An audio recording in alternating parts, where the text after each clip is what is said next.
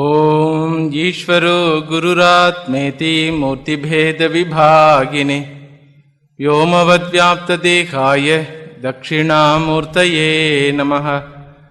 यन्नित्यमानन्दमनन्तमेकं शिवेति नाम्ना श्रुतयो गृह्णन्ति तस्यावतारो नररूपधारी कृपासुदाब्धि भुवि रामकृष्णः।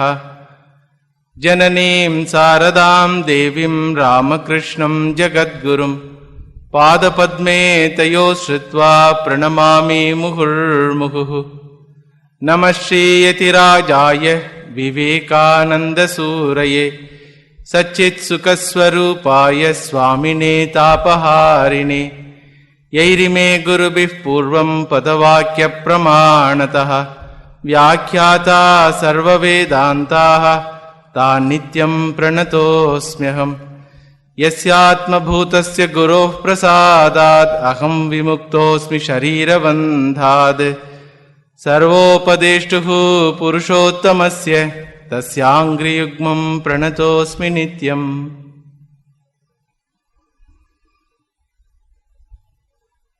Swami Vivekananda has glorified Bhagavan Sri Ramakrishna in Arati song. Bhagavan Sri Ramakrishna as ultimate reality, the attributeless Nirguna Vastu Brahman, and at the same time who has manifested as Gunamayaha. Though with all attributes, still not tainted by the attributes, therefore he is Niranjanaha. Being taintless, he cannot have birth, but still out of compassion, Loka Sangrahartam, Nararupa Dharaha has taken a particular form as Avatara. I surrender to that Lord who is a Nirguna Vastu and at the same time with all attributes, Ananta Kalyana Guna Nilayaha, who is Karunamurti, who has taken a particular form in order to remove the sufferings of the humanity. Being Mumukshu, I surrender to him to get rid of my samsara. That is the essence of first shloka of this Arati song.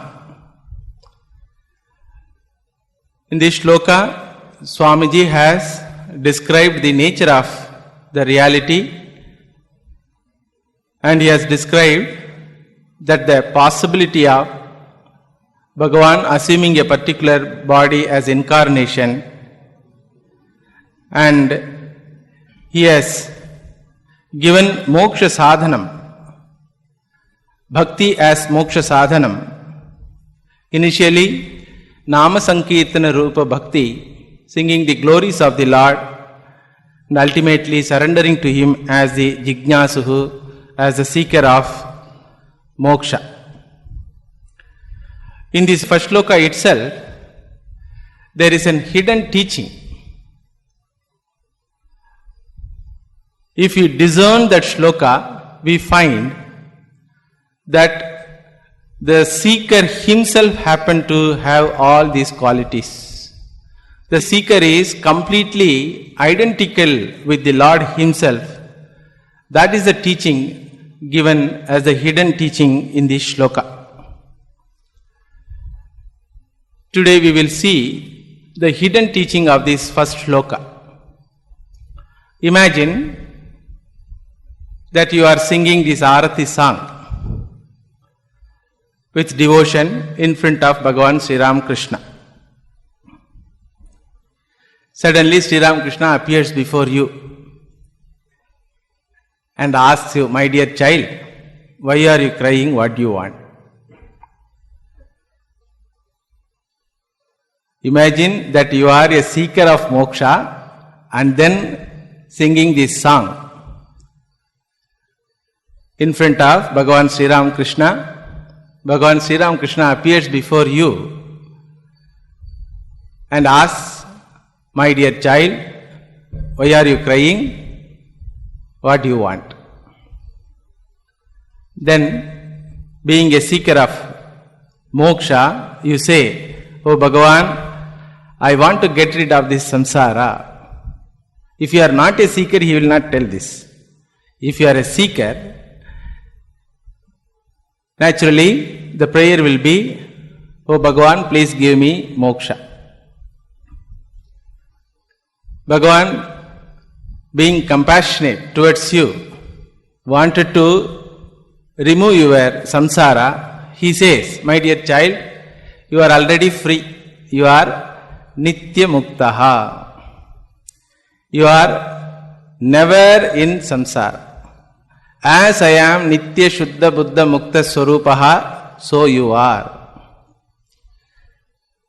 As I am the satya vastu, trikala abhaditam vastu, who cannot be negated, similarly you are also satya vastu, therefore you don't have death at all. Since you don't have birth at all, you don't have death at all. As I am all pervasive, sarvagataha, asangaha, unpolluted, so you are nitya shuddhaha, you are also ever pure. As I am swayam jyoti swarupam, chetana swarupam, sakshi swarupam, so you are swayam jyoti, sakshi, nitya buddhaha.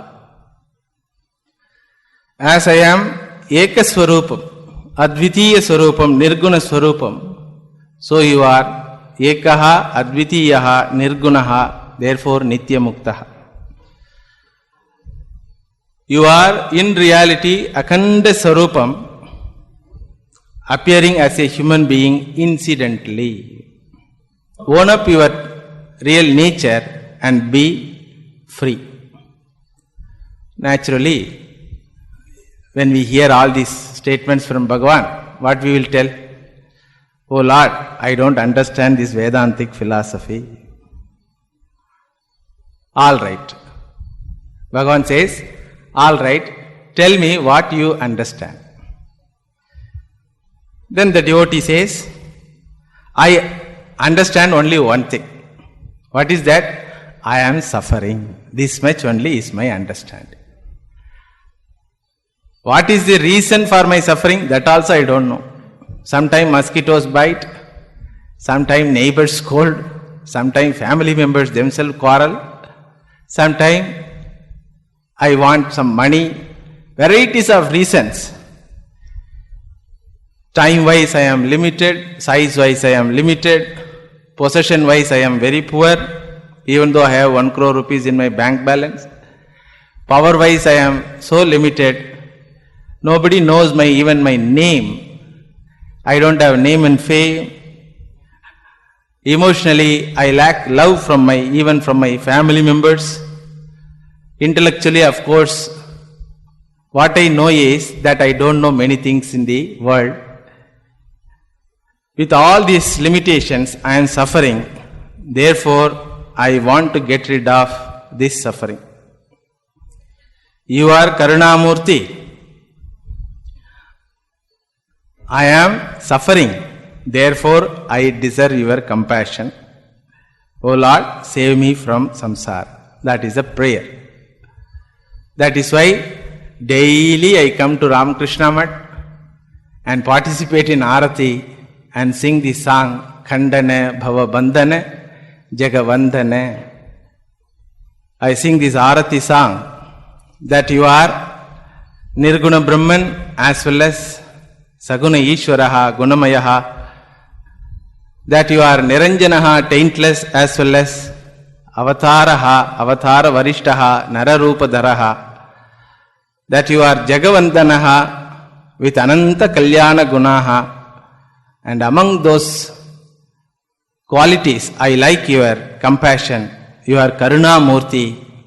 That is why you have taken this particular form as Jagat Guru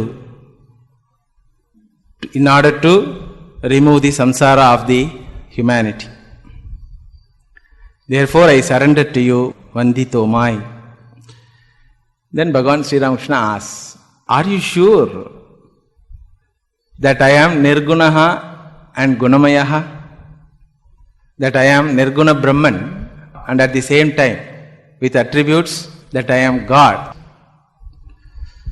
The devotee says, that's what all Vedas and Upanishads say.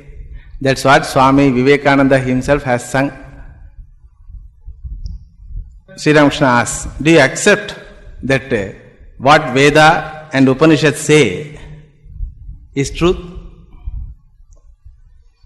Then devotee says, yes, O Lord, Vedic words, Upanishadic words, Vedantic words are your words. Being a Astika, I accept that Veda is the only Pramanam, Upanishad is the only Pramanam, source of knowledge in knowing about you, the God, and about me, the Jiva, and about the means to get rid of this suffering. But the problem is,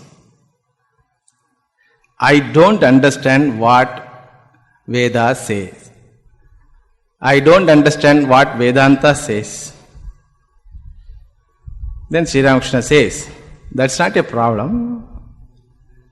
Come, sit near to me, I will teach you. Now you have to expand your imagination. You are sitting in front of Bhagavan Sri Ramakrishna in a secluded place. Then Bhagavan Sri Ramakrishna teaches you. In the vision of Vedanta, as you have sung, Bhagavan himself has become the entire creation. So kamayata bahusyam praja eti satapotapyata satapastaptva idagum sarvam asrujata yeditam kincha tat srishtva tadevanupravishat. Like that, Vedanta describes how attributeless Nirguna Vastu has become entire creation. Whatever is in this creation is nothing but the manifestation of the Lord. Nirguna Vastu has manifested as Ishvara, Jiva and the Jagat. That is the revelation. Tat srishtva tadeva anupravishat. By that revelation, Bhagavan himself has become all these living beings. So, God means, Ishvara means Akhanda Chaitanyam plus Maya Upadi. Keeping Maya Shakti with all powerful Sarvajnaha, Sarvashaktiman, Bhagavan manifests as Ishvara, first manifestation. Then second level of manifestation is Jagat. Jagat also, according to Vedanta, is nothing but Akhanda Chaitanyam plus Nama Rupam. Akhanda Chaitanyam plus Nama Rupam. The Jiva also is nothing but Akhanda Chaitanyam with particular Shariram. Idagum Sarvam Asrujata. All these things he has become. Tat srishtva tadevanupravishat. Having created, having manifested the entire creation, he himself has manifested again as the living being. Therefore, idagam sarvam is equal to Ishvaraha. Whatever we see, we hear, we taste, we touch, we smell, everything is nothing but the manifestation of the Lord. That is why Vedanta says, Sarvam khalu idam Brahma. Sarvam Ishvaramayam Jagat. Sarvam Narayanayam Jagat. In Bhagavad Gita also, Bhagavan says, Mattaf Parataram Nanyat Kinjidasti Dhananjaya. There is no second entity other than me. Now, oh my dear devotee, you tell that you are repeatedly crying that I am suffering, where you are in this system, where you are positioned in this infrastructure. Entire creation is myself. And the Jivatvam also is me. Your body also is nothing but the Pancha Bhautikam. Pancha Bhautika Shariram is the product of the Pancha Bhutas, If you take yourself as body, you cannot say that you are standing away from me and crying, because Panchabhutas are none other than myself. If you take yourself Akhanda Chaitanyam, then also you cannot say you are standing different from me, because Akhanda Chaitanyam is as your Swarupam, my Swarupam also is same Akhanda Chaitanya. Therefore, the teaching is, without body mind, you are Shuddha Chaitanyam. Therefore, you are as I am. Tadu tvam asi. Sa yesho anima aitadatmam idagam sarvam tat satyam sa atma tattvamasi shvetaketu. Idam brahma idam kshatram ime loka ime deva imani bhutani idagam sarvam yadayam atma. Whatever you name in this creation is nothing but the Lord. First level of teaching. And the second level of teaching is, such a Lord is your own real nature. So, we have to understand this Vedantic equation. What is the equation? Jagat Karanam Brahma Tvam Asi. Jagat Karanam Brahma, the source of the entire creation is you yourself. We have to understand this grand equation. You are Jagat Karanam Brahma. You are infinite entity. Naturally, at first glance, neither we understand nor we accept it. Even if Bhagavan comes and says you are Bhagavan, you will tell, you don't know about me, Bhagavan. How many sins I have committed, you don't know. We will refuse. So we have to understand this equation. Generally, equation is something grand. At first glance, it doesn't convey anything. Two sides are there in the equation. Both sides should appear different, but at the same time, one and the same when you think over it. So, equation means there are two sides. One side will be something, another side will be another thing. Similarly, here also, one side of this equation is I, the Jiva. Another side of the equation is Jagat Karanam Brahma Ishvara. So naturally, I cannot accept I, a tiny creature, a limited entity with regard to all standpoints. Physically, I am limited, space-wise, I am limited, time-wise limited, knowledge-wise limited, power-wise limited, character-wise limited, possession-wise limited, position-wise limited. With all limitations, I exist as a tiny creature. That is one side. Another side is Jagat Karanam Brahma, infinite entity. What it is? Sarvajnaha, all-knowing entity, Sarva Shaktiman, all-powerful entity, Ananta Kalyana Guna Nilayaha, embodiment of all noble qualities, then Akhandaha, Nityaha and so on. Therefore, how can I, the miserable one, be the infinite entity is the question. The difference between me and Ishvara, the difference between the Jiva and the Lord, the difference between the devotee and the Bhagavan is very obvious. It is open. Everybody can see that. Like the difference between the equation 2 plus 3 is equal to 5. This side 2 number is there, that side only 1 digit is there. This side 2 is written, plus mark is written, 3 is written, that side only 5 is there. So how can I accept?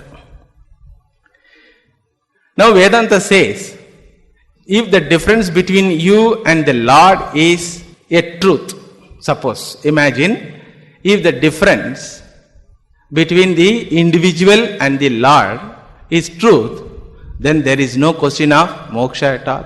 There is no question of freedom from limitations also.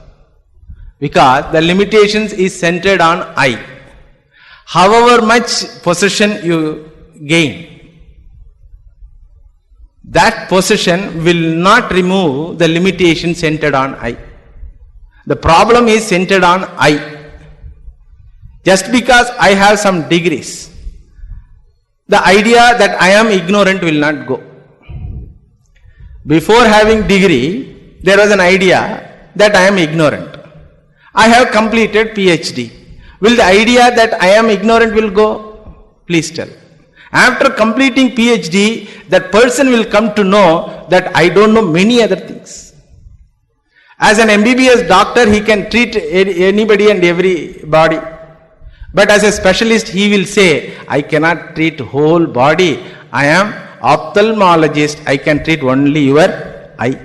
They are also retina specialist. So the more and more education you gain, the more you gain education, what you gain actually, you gain the knowledge that you don't know more. Therefore, neither the wealth, nor the power, nor the education can remove the idea that I am small. Because the idea is centered on I. What you gain is different from I. The idea is centered on I. What you gain is different from I. Therefore, Vedanta says, there is no point in doing sadhana to get rid of these limitations. If the difference is a reality. Because you cannot change a reality. You cannot change a fact. Fire is hot. Is it a reality or not? That is a reality. However much you try, you cannot change that reality. Similarly, if your smallness is a reality, then there is no point in doing any sadhana at all. Because that problem is not going to go away. On the other hand, there is a possibility that it need not be a reality. It can be a mere notion. The judgment about yourself, the judgment that I am small, I am suffering, I am lacking, I am limited, may be a wrong judgment, and in fact, it is a wrong judgment. Alright, if you don't accept that you are not identical with the Lord, you tell me who you are. When Vedanta asks, the devotee says, oh, that much also I don't know. I am Govinda Krishnan. That is your name. Tell me who you are. I am son of Subramaniam. That is your father's name. Please tell me who you are. I am an engineer. That is your educational qualification. Tell me who you are. I am a father of my daughter. That is your position or relationship with regard to your daughter. And finally, the devotee may say, I am human being. Then also Vedanta will say what? That is the species, name of the species. That is a detail about your body. Finally, the devotee has to say, I don't know. I don't know anything about myself. Then Vedanta says, how can you make judgment that you are small, limited, suffering? In the vision of Vedanta, you are whole, infinite, Jagat Karanam Brahma. Your name, gender, qualification, social status, richness, problems, sorrows, everything is nothing but a point of view. Please understand, every detail about ourselves is nothing but a point of view. It is a point of view from a particular standpoint, not you. When you say, I am father of so and so, are you father only? Please tell. If you say, I am father, then Vedanta asks, are you father only? No. For my daughter, I am father. For my father, I am son. That means what? Your father also. Son also. Brother also. Poor also. Rich also. Happy also. Sad also. So everything about you yourself is what? Also. Everything is from a particular standpoint. That means, Father you are, but you are not Father only. Engineer you are, but you are not engineer only. You imagine, you behave with your family members as engineer in your home. What will happen? Please tell. Suppose an engineer is there. So every time his identity about himself is engineer. I am engineer. So he goes to home. He behaves as an engineer. How an engineer behave? Any building he sees, he will see what is the structure, how much load it is bearing, everything he will see. So if you behave in that way, your family members will say, you are not engineer only. You are engineer also. Here your relationship should be in the form of father or husband. Therefore Vedanta says an individual can be addressed in so many ways. Colleague may address you Mr. Govinda Krishna. Father may address you Govinda. Mother may address you Krishna. Your friend may address you GK. Your children may address you Dad. Now you tell, what is your address? All of them are your address. But at the same time, none of them is your real address. Understand? All of them are your address, but still, none of them are your address. All these you are, but none of them you are in reality. Similarly, human being you are, but you are not human being only. Male you are, but you are not male only. Qualified you are, but you are not qualified only. Sad you are, but you are not sad only. Everything about you is a point of view from a particular standpoint. Then the question comes, what is my complete view? If everything about me is a point of view, what is the complete view? Without knowing complete view, considering myself from the one particular standpoint of view only will create chaos. My teacher used to tell one joke. There was a person, he used to sing a song, Henry VIII, I am. Henry VIII, I am. Then his neighbors wondered, how can you say that? You are Henry VIII. There was a king, Henry VIII. How can you say that? You are Henry VIII. He told, I married a girl. She had married 7 times before. All of them are Henrys. From that standpoint, I am Henry VIII. You see? What a perversion. So, without knowing what you are in totality, considering yourself with particular point of view will create chaos in our life.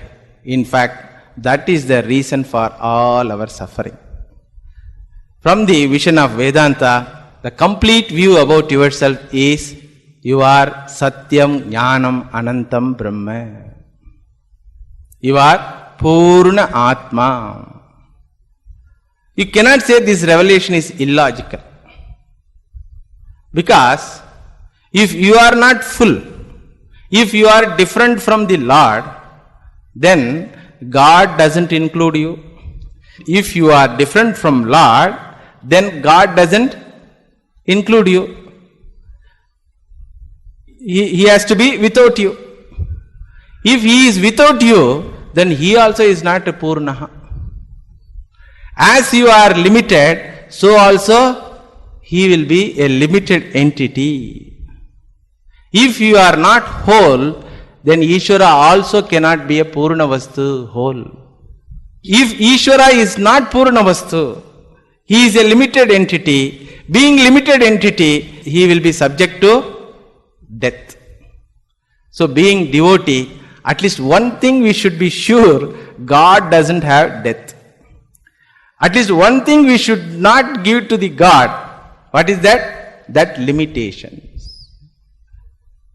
Being a devotee, we should not give any limitation to the Lord. Because if you give any limitation to the Lord, naturally he will be subject to change. Anything which is subject to change will get destroyed in course of time. So if you give limitations to Bhagavan, Bhagavan also will get destroyed. Therefore, for a devotee, one proposition must be there. What is that? Bhagavan is deathless entity. If he is deathless entity, he should be infinite entity. If he is infinite entity, he should include me also. I don't have any locus standi. From any standpoint, I don't have any locus standi.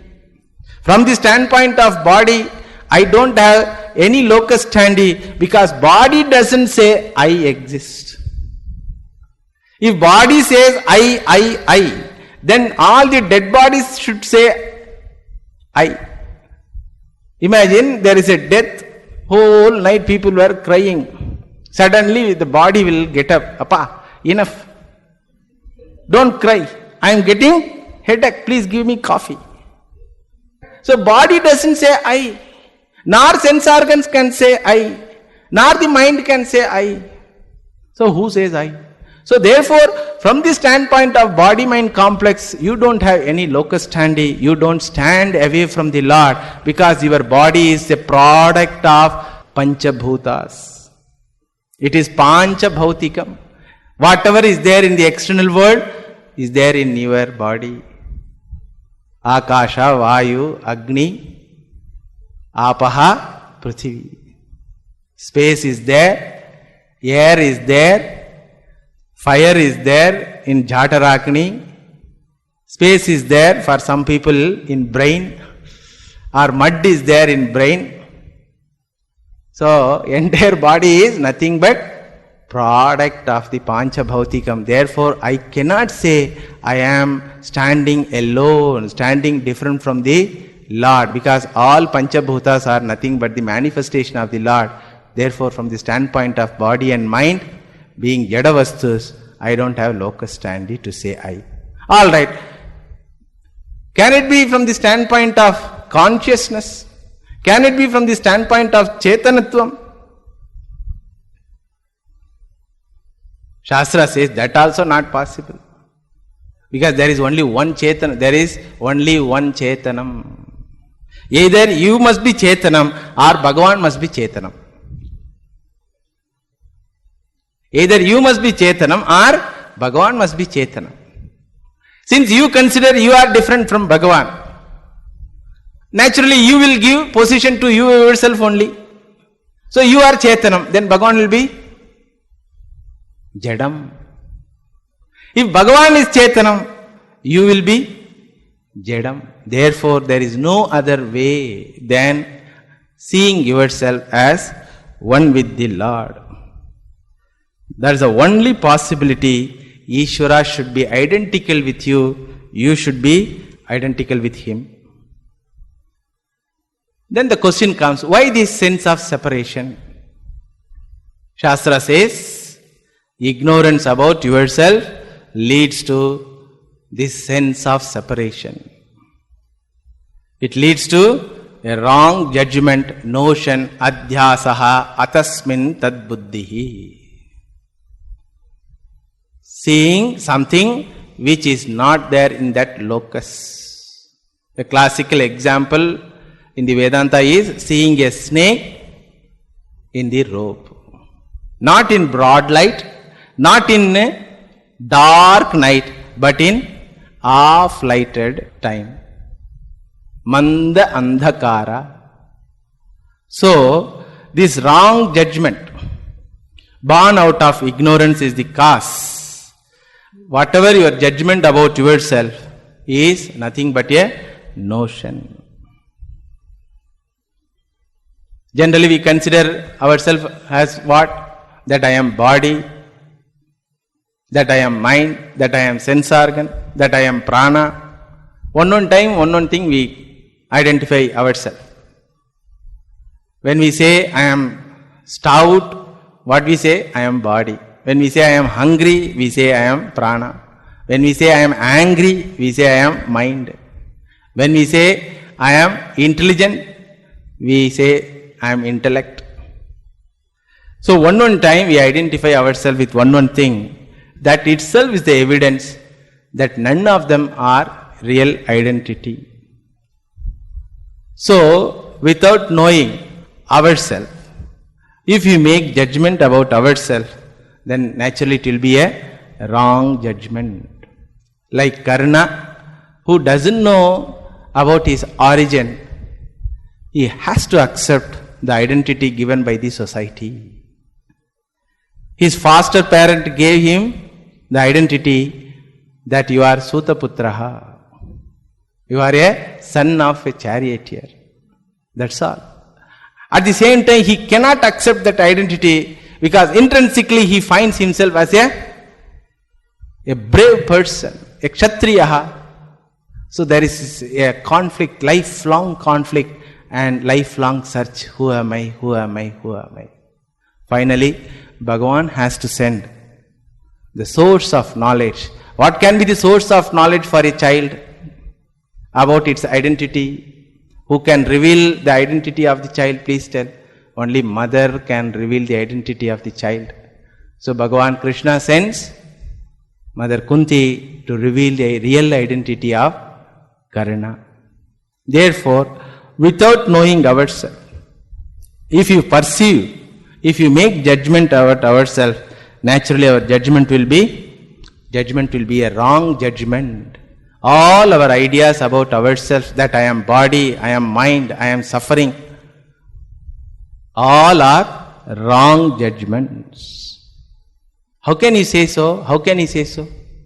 A simple logical analysis is given in the Vedanta. Whatever you see, you are not. It's a simple Drik Drishya Viveka it is called. Whatever you perceive, you are not. Do you agree with that? You perceive table, therefore you are not table. You perceive mic, therefore you are not mic. You perceive dog, therefore you are not. So whatever you are perceiving, you cannot be. Now the question is, do you perceive your body? Yes, Swami. That's why I say I am body. Vedanta says, because you perceive, that is the reason you are not body. The individual says, I perceive my body, therefore I am body. Vedanta says, because you perceive, that is the reason you are not that body. Because the perceiver is different from perceived object. Body is the object perceived by you, therefore you are not body. Do you perceive your mind? Yes, always it is troubling me. Therefore only I say I am confused, I am sad. Then Vedanta says, because you perceive that sadness and confusion, it doesn't belong to you. It belongs to mind. A beautiful example they give. Ghada drashta ghadat bhinnaha. Patha drashta pathat bhinnaha. Deha drashta dehat bhinnaha. Mano drashta manasaha bhinnaha. If you see a pot, you are different from pot. If you see a cloth, you are different from the cloth. Similarly, because you see your body, you are different from body. So, Deha Drashta, you are aware of your body, therefore only you are not body. All of them are Upadi. An object staying near to you. Upadi means what?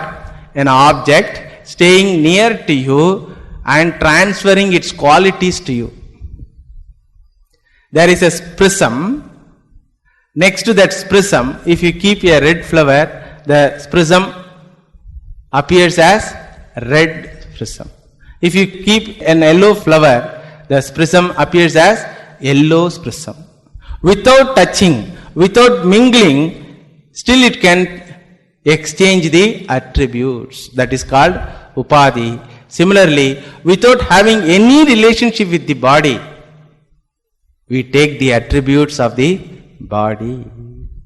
We take the attributes of the mind. Then the question comes, who am I really? Vedanta says, that's what I already told you. You are akhanda vastu. You are the sakshi. You perceive everything.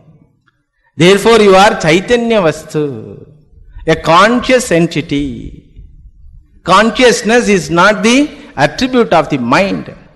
Whenever we say I am aware of something, that is borrowed awareness. That is borrowed awareness. That's why that awareness can go off from you.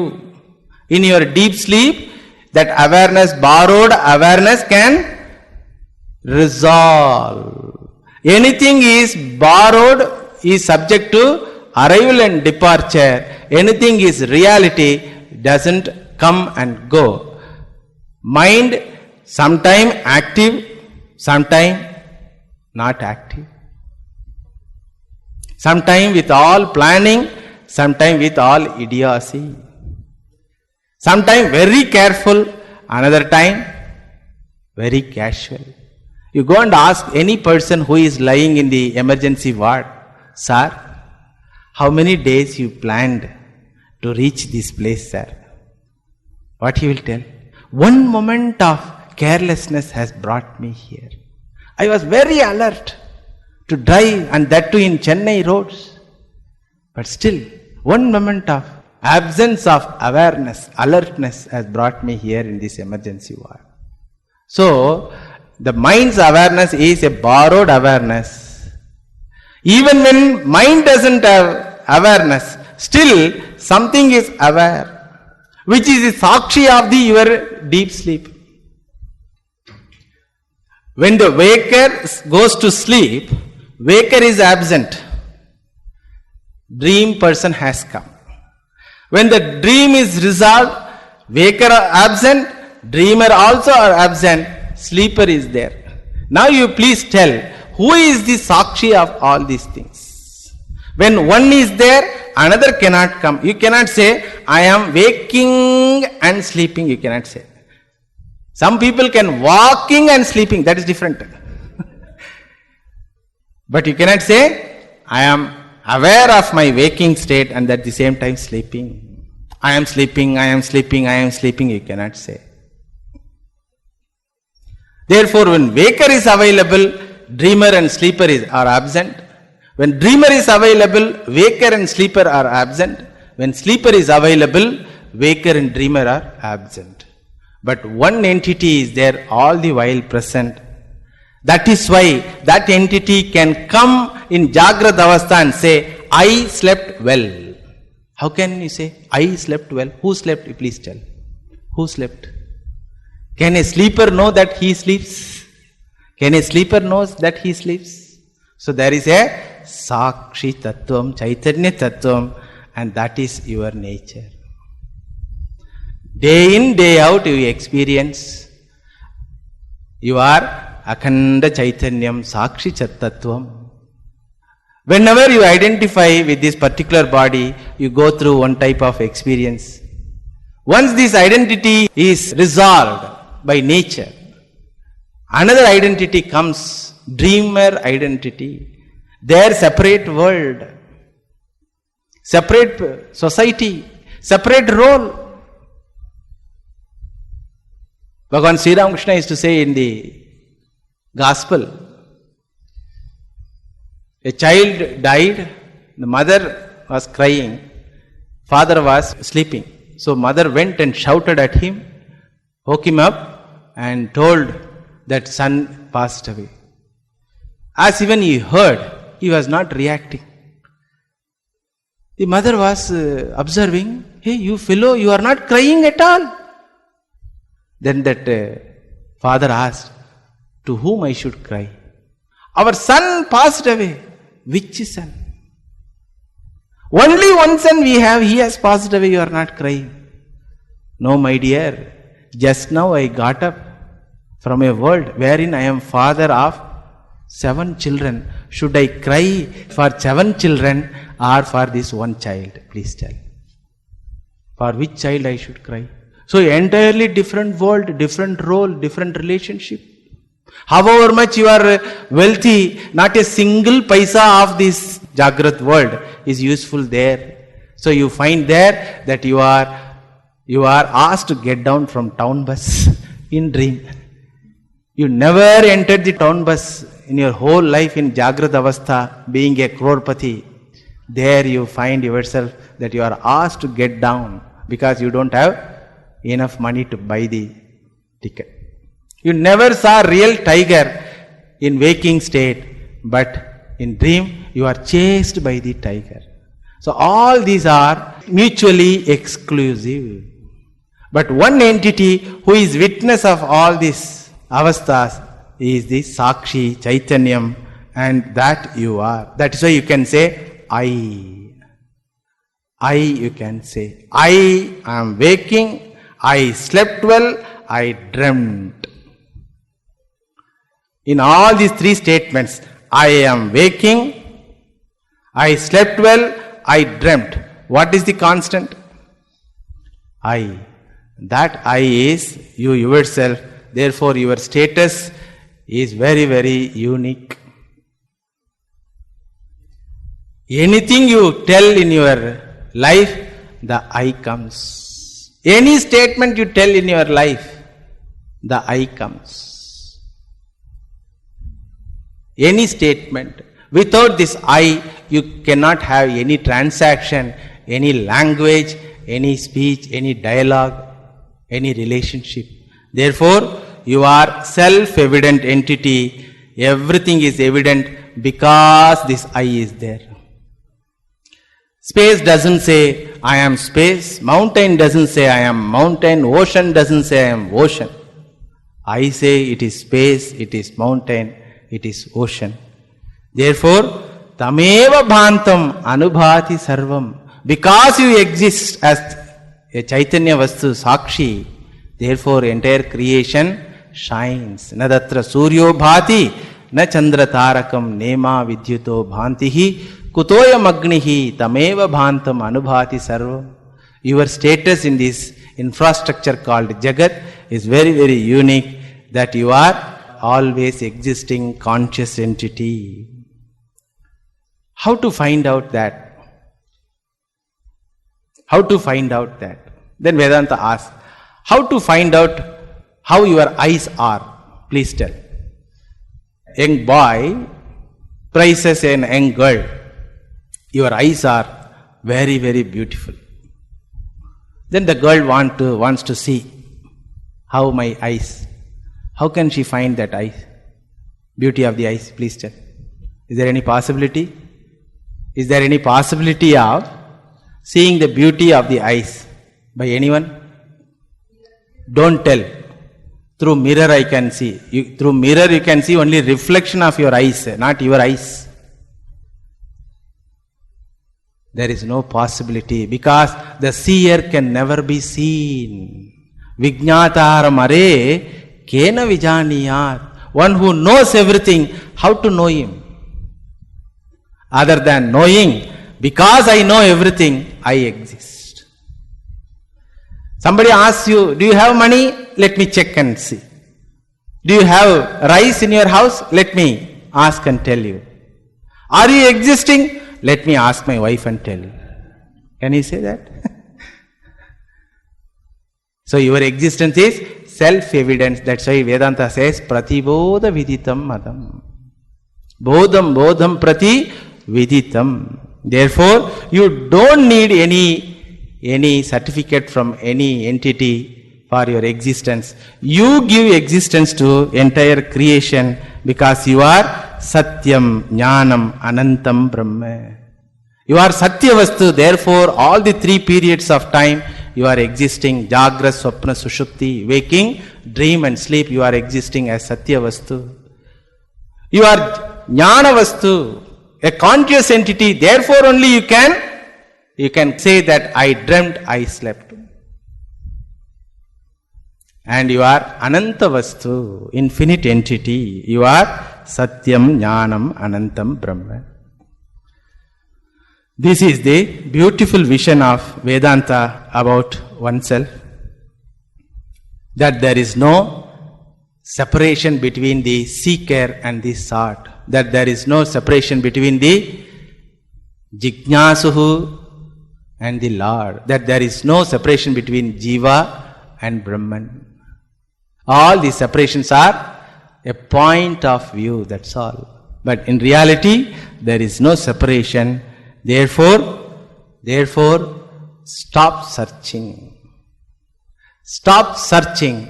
Identify yourself with that reality by knowledge. As long as you search, the very search is the denial of the existence of that entity. Anything you search, you deny its presence, then only you can search.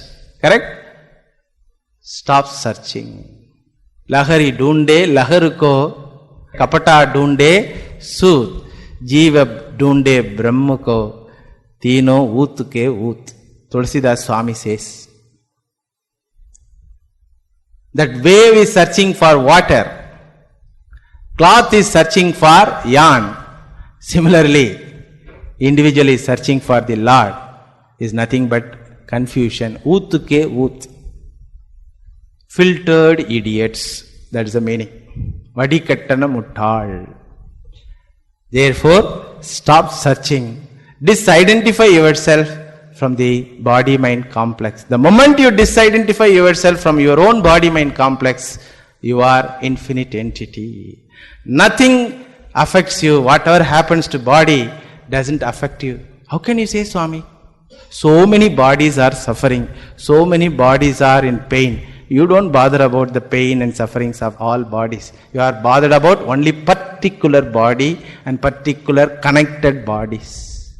So, disidentify yourself. Give a diverse to your own body. That doesn't mean take a gun and shoot yourself. It's all intellectually understanding that I am not at all connected with my body. I am connected with every body, everybody. Body is none other than my residence, one of the residents, that's all. Prakrute kriyamanani gunai karmani sarvashaha ahankara vimudhatma kartaham iti manyate tattvavittu mahabaho guna karma vibhagayoho guna guneshu vartante iti matva na sajjate. Every action, every transaction, suffering, pain, limitations, all belong to either body or the mind. Let them have their own attributes. Why you bother about them? No, it is my body. If you say, that is the problem. You can say, it is my body with regard to every body, then you become Ishvara. Or you can say, no body is my body, you become Nirguna Brahman.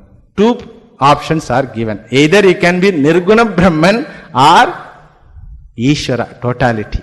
You can never be an individual with particular body. This knowledge is the solution, because the problem is notional. If the problem is reality, there is no solution. If the problem of limitations, if the problem of suffering is a real one, then there is no possibility of solution. Fortunately, the problem is notional. That's how we find in the same world, people who have this vision, people who have this knowledge, live as a free people, Mukta Purushaha. Therefore, Shastra says, get up from this bad dream. My dear child, get up from this bad dream. Uttishtate jagrate prapyavaran nibodate. That is the vision of entire Vedanta, which is given in 2 words in this first shloka. Nirgunaha, Gunamayaha. If you combine these 2 words, then you find entire Vedanta is in the capsule form. Swamiji is such a genius with such a depth of Vedantic knowledge. He has kept the entire solution for our problem. What is the solution? Bhagavan being everything, where you are standing alone, suffering. He asked this question. If Bhagavan is everything, where you are standing alone, different when they say you are suffering, you are suffering. You are Purna Vastu, you cannot become Purnaha again. You are already Purnaha. You are not a sinner. You are not born out of sin. In fact, you are not born at all. Therefore, you don't have death. Give up these ideas that I am a sinner, I am born, I am aging, I am dying. All these belong to body. Give up the idea that I have done lot of papas. All these things are belong to mind. You are not a sinner at all. You are Trikala Abhaditam Satyam. Being Satya Vastu, you don't need any savior to save you. Save yourself. Uddhared Atmanatmanam na Atmanam Avasadaye. Never downgrade your real nature. Never downgrade yourself because you are Akhanda Vastu. Never consider yourself as a limited, particular, Mr. Private Limited entity. That is the teaching. Whatever is written for Guru Maharaj Sri Ramakrishna applies to us. Nirgunaha Gunamayaha. The Jiva also in reality Nirgunaha. Apparently Gunamayaha with particular body. Being Nirgunaha, Niranjanaha, taintless. No sin can affect that individual. All sins belong to mind. Therefore birthless. In spite of being unborn. Nara Rupa Dharaha. This Nara Rupam, this physical body, human body is an incidental one. Only one epithet will not apply for individual. What is that? Their Nararupam is Avatara Nararupam. Our Nararupam is ordinary Nararupam. That's all. The difference between us. And that also from the standpoint of Nama Rupa, essentially there is no difference at all between the devotee and the Lord.